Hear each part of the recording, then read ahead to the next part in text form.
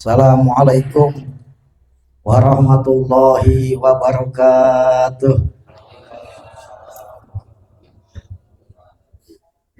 Bismillah, alhamdulillah, wassalatu wassalamu ala rasulillah, Sayyidina wa maulana Muhammad ibn Abdillah, wa ala alihi wa ashabihi wa mawala, wala hawla wala quwata illa billah, amma ba'd. Yang saya hormati Bapak Haji Dadang beserta keluarga besar, yang saya hormati bapak-bapak, ibu-ibu jamaah sekalian, mudah-mudahan kita sekalian selalu mendapatkan afwa wal afiyah fiddin wa dunya wal akhirah, dan juga selalu mendapatkan taufik dan hidayah dari Allah Subhanahu wa taala. Amin ya Allah ya rabbal alamin. Malam hari ini kalau tidak salah malam tanggal 1 bulan Dzulhijjah, betul ya? Malam-malam bulan Dzulhijjah ini adalah malam-malam yang agung. Malam yang dibuat sumpah oleh Allah Subhanahu wa taala. Allah Subhanahu wa taala berfirman di dalam Al-Qur'an, wal fajri walayalin asyri wasyab'i wal watri. Wal fajri, wawunya di situ adalah waw qasam. Wal fajri, demi waktu fajar. Dikatakan oleh ulama bahwa sesuatu yang dibuat sumpah oleh Allah itu adalah sesuatu yang hebat, sesuatu yang istimewa. Wal fajri, demi waktu fajar, karena memang waktu fajar itu waktu yang hebat. Waktu fajar ini loh, waktu subuh nih, orang-orang yang istimewa, orang yang bisa bangun subuh. Orang yang begadang waktu subuh udah mulai ngantuk. Yang tidur lagi berat-beratnya bangun. Bahkan dikatakan oleh ulama, kalau pengen tahu hawanya, cuacanya surga, cuaca surga gitu sejuknya, indahnya, kalau di dunia itu yang mirip cuaca surga habis subuh. Waktu subuh ini paling enak, ya kan? Dibanding waktu-waktu selainnya, enak gitu. Apalagi dulu, lebih enak lagi. Ada lagi ulama yang mengatakan bahwa yang dimaksud wal fajri di situ adalah demi sholat fajar. Sholat fajar yang dimaksud adalah sholat subuh. Kenapa? Karena sholat subuh itu walaupun rakaatnya paling sedikit, tapi pahalanya paling besar. Sampai qobliyah subuhnya juga, sholat subuhnya rakaatnya paling sedikit, pahala paling besar. Begitu juga qobliyah subuhnya. Di antara qobliyah ba'diyah nih paling gede pahalanya adalah qobliyah subuh. Ini luar biasa. Jadi Allah bersumpah demi waktu fajar. Ulama mengatakan bahwa fajar di situ apakah fajar semuanya? Fajar di bulan Dzulhijjah, mulai tanggal 1 sampai 10. Kalau bulan Ramadan itu hari-hari yang paling istimewanya adalah 10 yang terakhir. Karena di situ ada malam Lailatul Qadar. Tapi kalau bulan Dzulhijjah itu malam-malam yang paling istimewanya adalah 10 hari yang pertama. Begitu juga bulan Muharram. Hari-hari yang paling istimewanya adalah 10 hari yang pertama.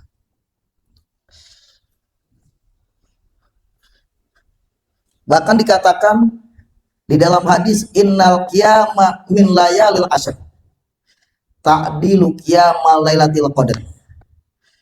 Sesungguhnya qiyamul lail di malam-malam yang 10 ini itu pahalanya sebanding dengan qiyamul lail di malam Lailatul Qadar.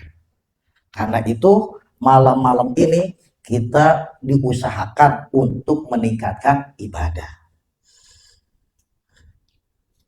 Juga dikatakan dalam hadis, man sholla bardan dakhalal jannah. Siapa yang sangat perhatian dengan sholat subuh dan sholat asar, sholatnya berjamaah subuh, kemudian ya khusyuk juga, sholat asar juga berjamaah khusyuk, dakhalal jannah, maka akan masuk ke dalam surga. Kalau begitu udah gak usah sholat maghrib, sholat isya, ya aliran sesat gitu, gak boleh. Artinya sholat subuh dan sholat asar itu sholat yang istimewa. Pahalanya sangat besar di sisi Allah Subhanahu wa ta'ala. Kemudian walayalin asrin, demi malam-malam yang 10. Berarti ini malam-malam yang 10 ini malam yang hebat. Kenapa? Dibuat sumpah oleh Allah. Kalau Allah boleh sumpah dengan apa aja, demi fajar, demi masa. Tapi kalau kita nggak boleh sumpah apa selain nama Allah, selain sifat-sifatnya Allah. Nggak boleh kita sumpah demi EP gitu, selain demi Allah atau sifat-sifatnya Allah. Demi malam-malam yang 10. Nah, ulama mengatakan kata-kata layalin asrin, malam-malam 10 itu kata ulama itu maksudnya adalah mulai sekarang nih tanggal 1 sampai tanggal 10 bulan Zulhijjah. Karena itu kita dianjurkan untuk memperbanyak ibadah. Artinya ibadah di malam-malam yang 10 ini pahalanya lebih dilipatkan dibandingkan ibadah di malam-malam yang lainnya. Ibadah di malam-malam bulan yang mulia pahalanya lebih besar dibandingkan ibadah di bukan malam-malam yang mulia. Baca Quran di malam-malam ini pahalanya lebih besar. Sholat sunnah, sedekah dan sebagainya. Tetapi juga sebaliknya, berbuat dosa pun dosanya lebih besar. Lu hati-hati. Jangan di malam-malam yang mulia kita maksiat diterus-teruskan. Lu itu bisa berbahaya. Lebih baik meninggalkan haram daripada kita ajak yang sunnah tapi yang haram terus. Karena yang haram itu bahaya, itu adalah api. Syekh Ibrahim bin Adham, ini seorang wali besar, sufi besar.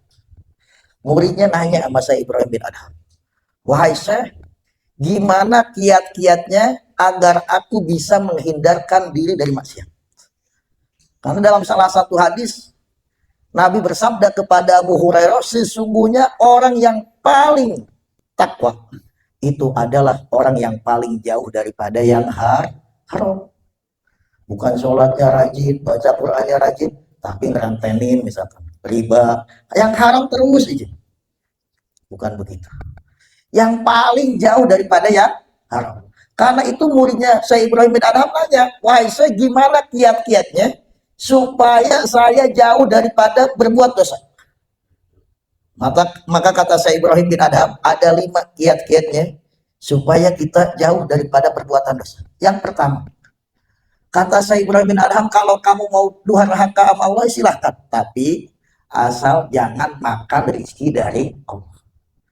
Lo nggak bisa kita makan rezeki dari Allah. Semua nikmat, semua rezeki dari Allah. Yang kita hirup udara dari Allah. Yang kita injak buminya Allah.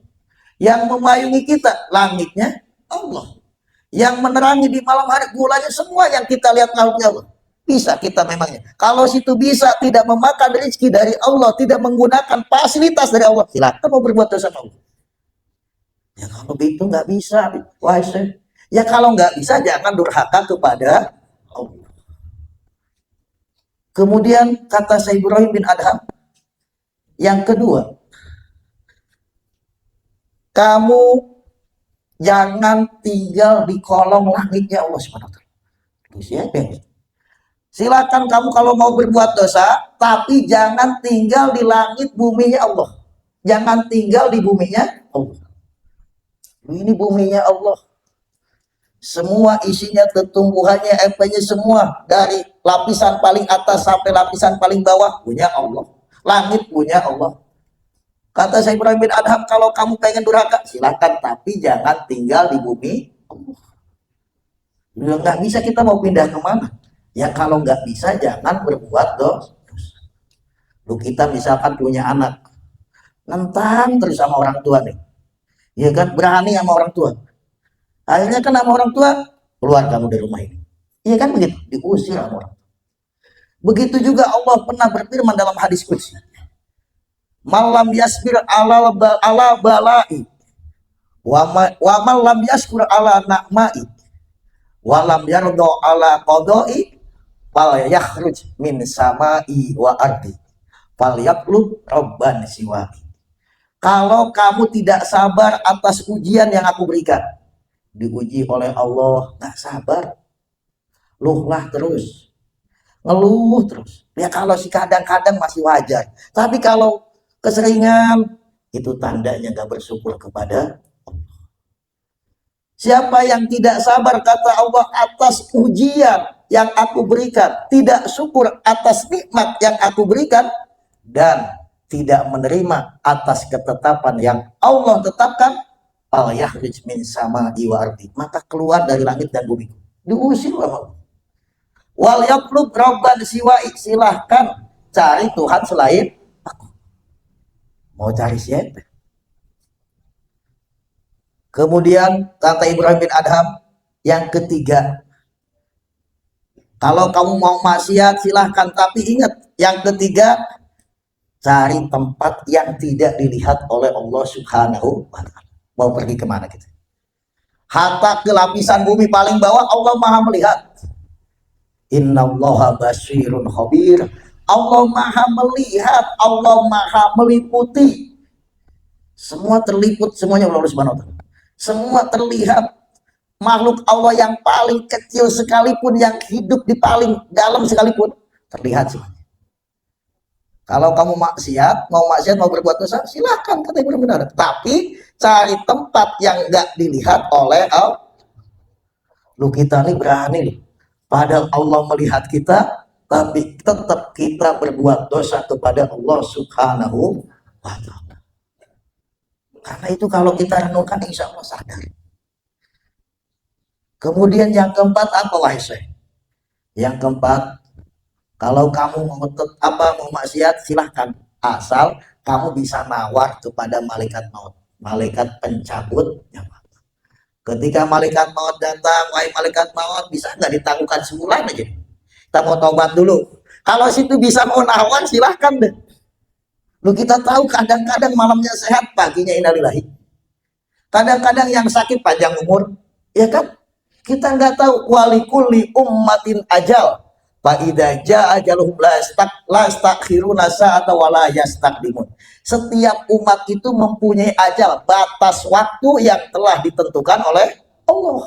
Ketika sudah datang batas waktunya, ajalnya, maka tidak bisa mundur, nggak bisa maju, udah pas.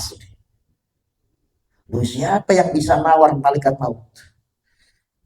Ketika malaikat maut datang, udah menggigil semuanya seluruh tubuh deh. Jantung pun kayak mau copot. Siapa? Gak bisa, wahai Syekh. Ya makanya jangan berbuat dosa. Kemudian yang kelima apa, Syekh? Dikira gampang yang kelima.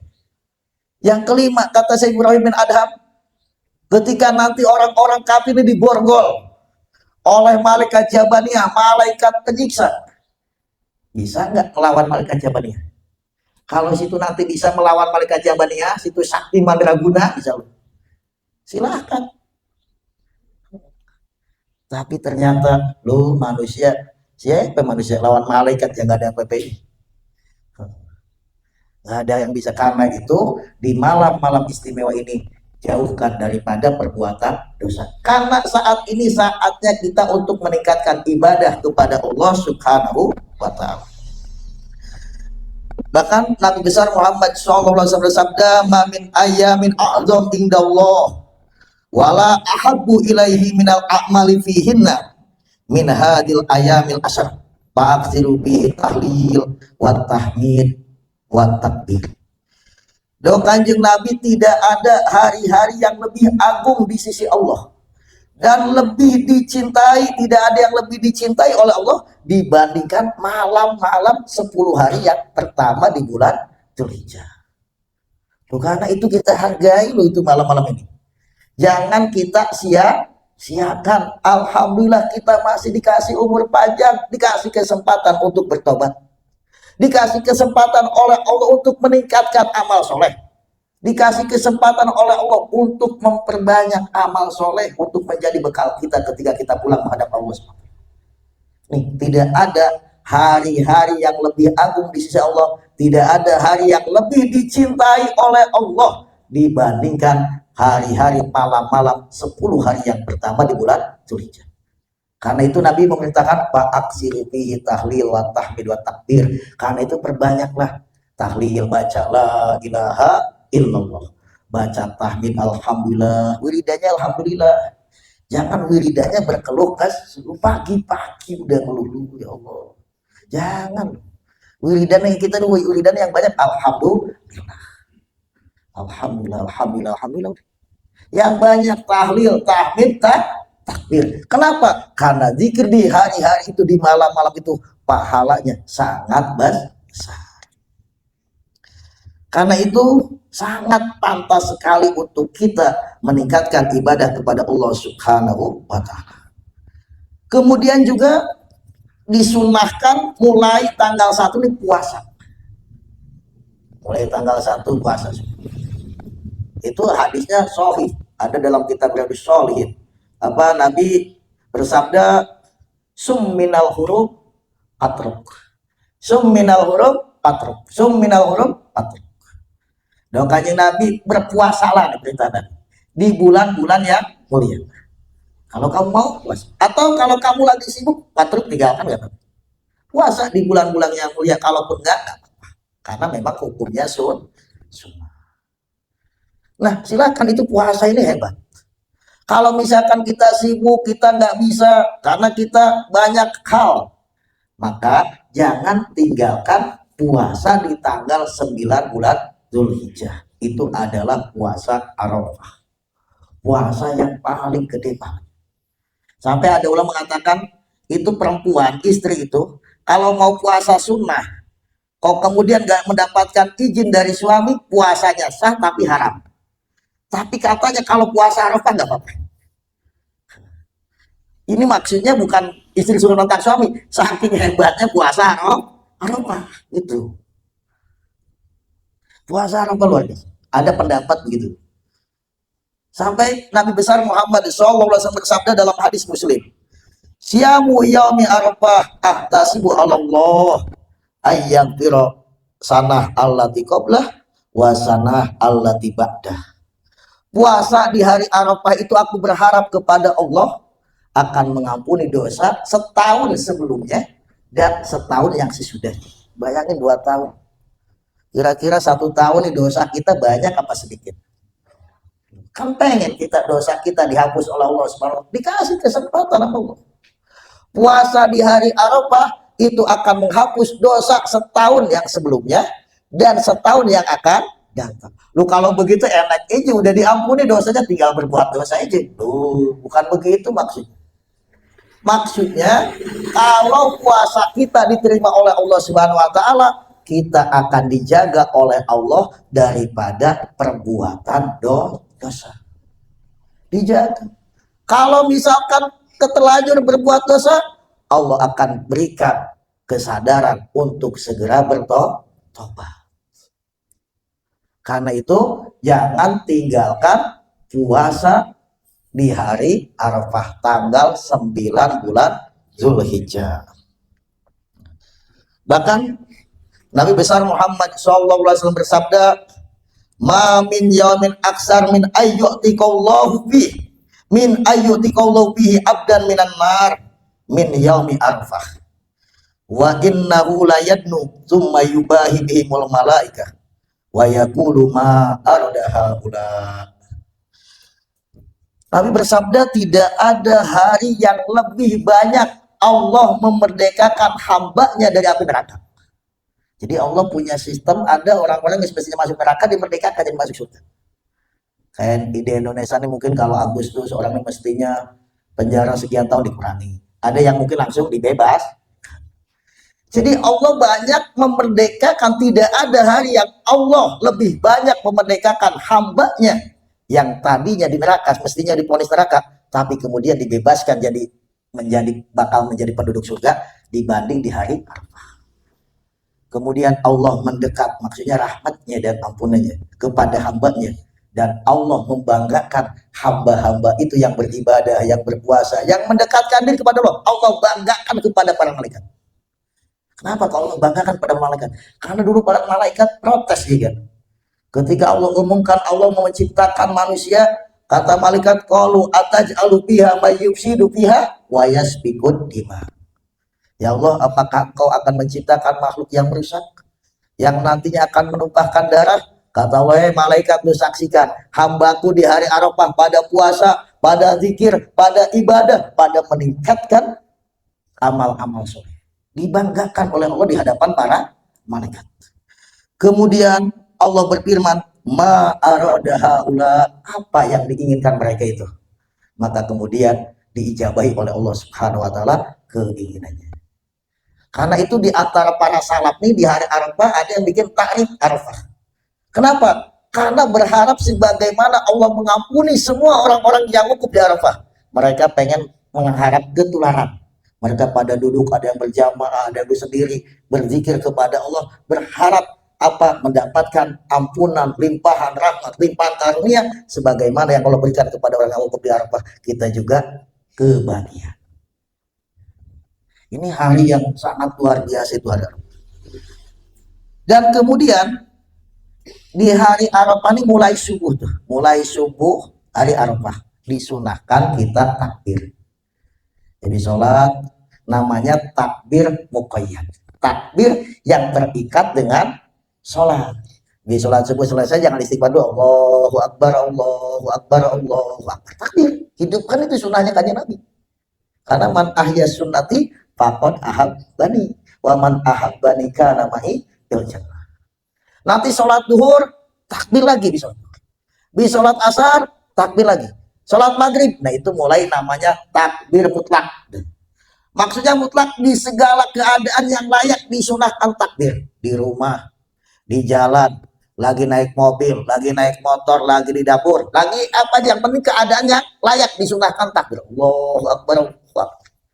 Sampai kapan takbir mutlak itu? Sampai imam takbiratul ihram sholat idul adha, udah berhenti itu. Imam udah Allahu Akbar, sholat idul adha berhenti. Nanti sholat duhurnya takbir lagi, kembali takbir muqayyad lagi. Sholat asarnya takbir lagi terus. Tanggal 11, tanggal 12, tanggal 13, bisa asar masih takbir, udah di situ selesai. Karena berarti kalau maghribnya udah tanggal 14, gitu ya, udah selesai. Nah itu hidupkan. Karena kalau kita nggak diperhatikan, ditelateni, nanti kebiasaan nggak takbir nggak. Apalagi model imam di masjid, maksudnya kan kelihatan syiarnya menghidupkan sunnahnya kanjeng Nabi, usahakan takbir. Ya sebetulnya semua, bukan hanya imam, kita sholat di rumah pun disunahkan takbir.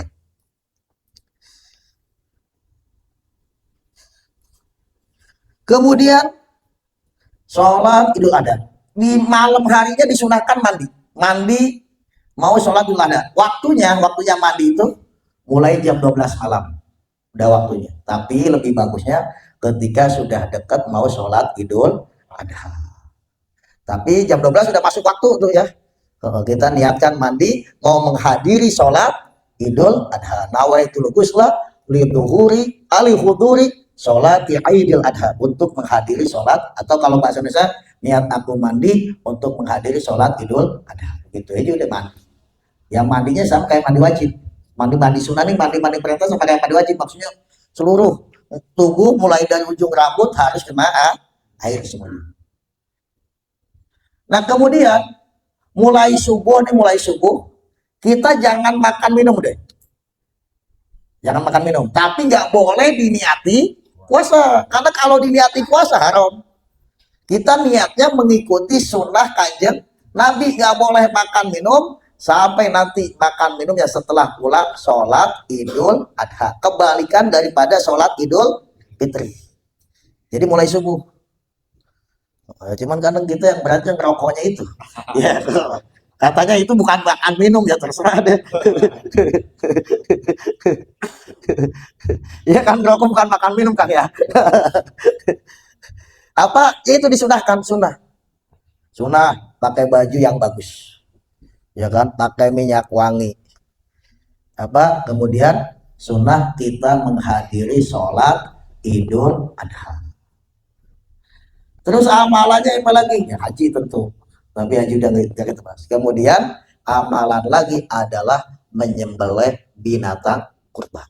Itu ibadah yang paling afdol. Tidak ada ibadah yang paling afdol saat itu dibandingkan dengan mengalirkan darah, yaitu menyembelih binatang. Bagi yang mau kurban aja, itu mulai tanggal 1 nih, mulai sekarang nih, dianjurkan, disunahkan tidak memotong kuku, memotong rambut, menghilangkan bulu-buluan. Kenapa kok? Karena ibadah menyembelih kurban itu bisa mengampuni seluruh dosa, mulai dari ujung rambut sampai ujung. Berkahnya dari ujung rambut sampai ujung kaki. Maksudnya supaya itu semua terampuni oleh Allah, dan itu nanti menjadi saksi di hadapan Allah Subhanahu wa Ta'ala. Tapi bagi yang mau ibadah kurban. Kalau si kita enggak, ya biasa aja, nggak apa-apa. Nah, kemudian kurban itu, binatang yang boleh dikurbankan itu hanya 3 jenis binatang: unta, sapi atau kebo, domba atau kambing, ya, kambing Jawa itu. Selain itu nggak boleh. Unta umurnya 5 tahun lebih, 5 tahun, 5 bulan, 5 tahun sehari itu, dan 5 tahun lebih sehari, lebih 2 hari, 5 tahun lebih. Sapi, karena ini syarat saja, sapi usianya 2 tahun lebih, kurang dari 2 tahun nggak boleh. Kambing Jawa usianya sama 2 tahun lebih. Domba usianya 1 tahun lebih, atau boleh udah 6 bulan tapi udah poel. Udah lewat 6 bulan udah poel, udah pompong. Loh, terus kita mau mengetahui umurnya sapi, umurnya domba, emang ada akte kelahirannya? Cari di desa nggak ada, ya kan? Maksudnya nanya sama orang yang miaranya. Loh, orang belinya juga di pasar misalnya, ya bawa orang yang ahli deh, yang tahu ini umurnya udah setahun lebih, atau udah poel, udah 6 bulan lebih, dan udah poel. Tapi kalau yang kambing Jawa nggak ada poel-poelan, yang ada poel-poelan itu kambing domba. Nah, 1 unta atau 1 sapi, 1 kerbau bisa untuk 7 orang. Domba hanya untuk satu orang. Mana yang lebih afdol? Domba 7 untuk 7 orang, sama sapi 1 untuk 7 orang. Menurut ulama, domba. Walaupun memang dagingnya lebih banyak ini, ya, lebih banyak sapi, dan mungkin lebih penggemarnya lebih banyak sapi, karena kan kalau domba ada yang darah tinggi, ya gak makan domba. Tapi kata ulama, lebih afdol domba 7 untuk 7 orang dibanding 1 sapi untuk 7 orang. Yang lebih hebat, lebih afdol lagi, 1 sapi untuk 1 orang. Mantep. Kalau kata Gus Bani, kenapa sih Gus kok lebih afdol domba 7 untuk 7 orang daripada sapi 1 7 orang? Lu nanti nyebrang sirotnya gimana? Sapi 1 dinaikin 7 orang kata dia. Iya kan? Lu nanti yang paling belakang udah gak kebagian, jatuh nanti bahaya, ya kan? Yang jelas kata ulama, apa lebih afdol 7 domba untuk 7 orang dibandingkan 1 sapi untuk 7 orang. Tapi kalau misalkan kita pun niatkan daging sapi ini banyak penggemarnya, terus juga lebih banyak ini, gak apa-apa kita niatkan untuk pengabdian kepada masyarakat. Kata ulama begitu, gak apa-apa. Dan juga kurban itu, kalau kurban wajib, kurban ini ada yang wajib, ada yang sunnah. Kalau kurban itu menjadi wajib karena dinazarkan. Nazar saya kalau sukses ini, kalau sembuh, kalau apa aja, saya mau kurban, maka itu kurbannya wajib. Kalau kurban wajib itu semuanya harus disedekahkan. Ini maksudnya sedekah itu hanya diberikan kepada fuqara masakin. Orang yang mampu nggak boleh. Kalau kurban wajib, keluarganya orang yang kurban nggak boleh. Atau bukan keluarganya tapi dia orang yang mampu, kalau kurban wajib nggak boleh. Karena harus wajib disedekahkan semuanya. Maksudnya sedekah itu diberikan kepada fuqara dan masakin. Makanya misalkan ini nazar harus dipisah. Kalau nanti kan, nah kalau kurban sunnah boleh 1/3 buat yang kurban, 1/3 buat sedekah buat orang miskin, 1/3 buat hadiah. Nah itu hadiah ini boleh, tetangga, pejabat yang kasih apa aja boleh. Ada ulama mengatakan asal jangan orang kafir. Tapi gimana kita nih hidup di komplek orang kafirnya kadang kurban, walaupun nggak jadi kurban ya karena harus Islam, ikut numbang domba, kadang ikut bantu-bantu, masa nggak dikasih? Tapi kalau dulu ada pendapat ulama mengatakan kasih. Kadang-kadang kan mereka bantu ini itu kan kita ini. Lu gimana Islam misalkan ininya solidaritasnya. Nah kalau untuk dororoh, tapi ini praktekannya kalau dororoh iya dororoh kafir ikut bantu ini, tapi kalau siga jangan. Karena yang muktamadnya yang jumhur ulamanya nggak boleh daging kurban diberikan kepada orang kafir. Jadi kalau kurban wajib itu gitu. Nah, kemudian gimana hukumnya kalau daging kurban itu disimpan dulu? Baru dibagikan setelah lewat hari tasyrik, boleh apa enggak? Boleh aja. Misalkan karena saking banyaknya simpan dulu. Tapi asal penyembelihannya di waktu menyembelih kurban. Waktunya menyembelih kurban itu mulai gampangannya setelah sholat Idul Adha. Kalau kita begini bahasanya setelah matahari keluar ditambah waktu khutbah Idul Adha, apa sholat Idul Adha, khutbah Idul Adha, anggapnya sejam udah waktu. Kemudian tanggal 11, 12, 13 terakhir. Nah asal disembelihnya pada tanggal itu. Walaupun tanggal 13 ada hilaf ulama. Imam Syafi'i mengatakan sampai tanggal 13, tapi ada ulama yang lain hanya sampai tanggal 12. Kemudian disimpan dulu misalkan, nggak apa-apa asal penyembelihannya di waktu itu. Kalau udah nyembelihnya di luar waktu itu, kodoh deh. Nah gimana model kurban iuran kurban semuanya, apa anak sekolah atau jamaah 10 ribuan nyembelih domba, itu namanya latihan kurban. Latihan kurban, sedekah, jadinya sedekah.